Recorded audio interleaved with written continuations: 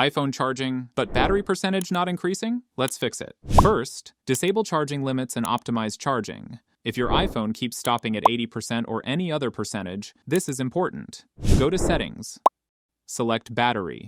Then scroll and click on Charging. You'll see different options. Make sure charging limit is set to 100%. If you want full charging, toggle off Optimized Battery Charging. A pop-up will appear. Again, tap Turn Off.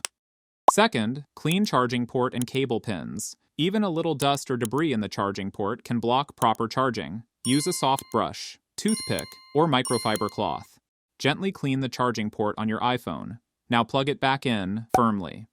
Third, check accessories. If it's still stuck, it's time to check your charger. Try a different cable or adapter.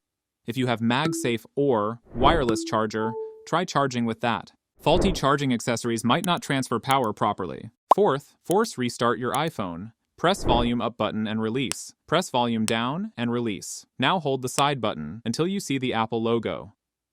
After restarting, plug it back in, wait for a few minutes, and check if the percentage is increasing. And that's it. For more tech videos, subscribe.